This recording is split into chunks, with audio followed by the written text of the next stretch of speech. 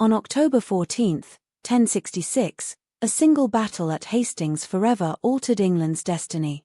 The clash between Anglo-Saxon forces under King Harold Godwin's son and the invading Norman army led by William the Conqueror was more than just a fight for a crown. It was a pivotal moment, a fracture point in time. But what if the arrow that felled King Harold never found its mark? What if the shield wall held? What if William's invasion failed? Tonight, we plunge into a world where the Norman Conquest never happened, exploring a dramatically different England and its profound impact on history. Imagine an England where French never became the language of power, law, and literature. 4 centuries after 1066, Old English, or Anglo-Saxon, continued to evolve, but without the massive influx of Norman French vocabulary. Our modern English is a rich tapestry, a blend of Germanic and Romance languages. Without the conquest, that tapestry would look vastly different. The words we use every day, pork versus pig, beef versus cow, justice versus right, often reflect this linguistic divide. French-derived words often carry a more formal, elevated tone.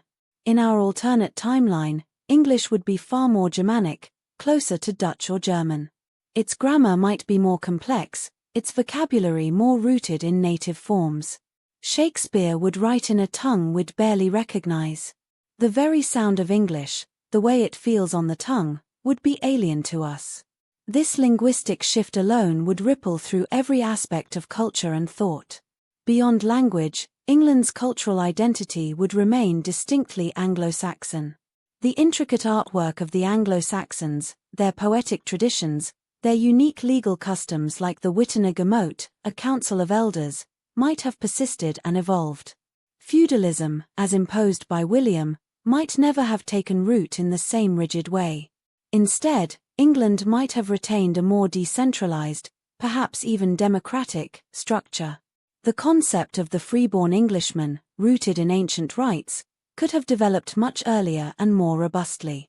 Politically, an Anglo-Saxon England would have looked eastward, not across the Channel to France.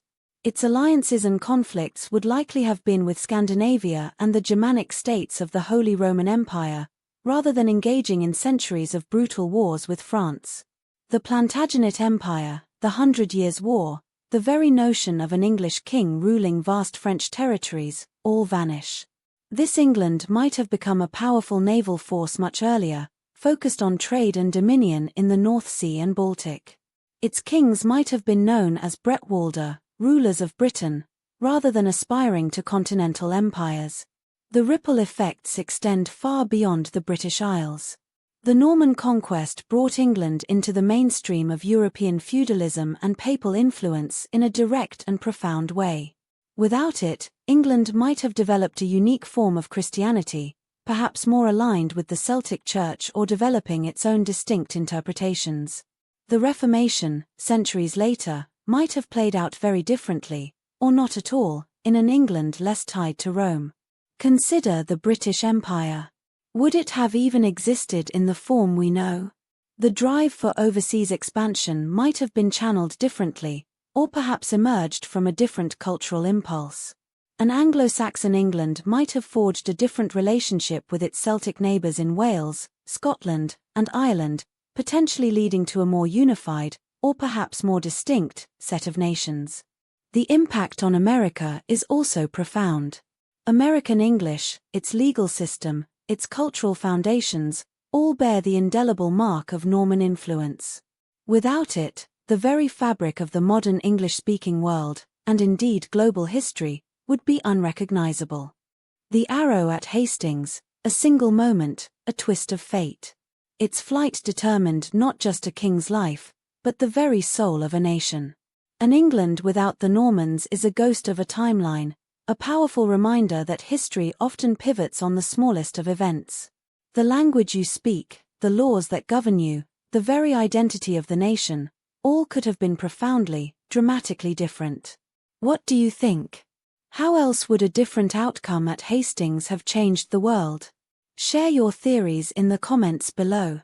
If you found this journey through alternate history thought-provoking, Please hit the like button and subscribe for more What IFS that challenge our understanding of the past. Until next time, keep questioning, keep exploring.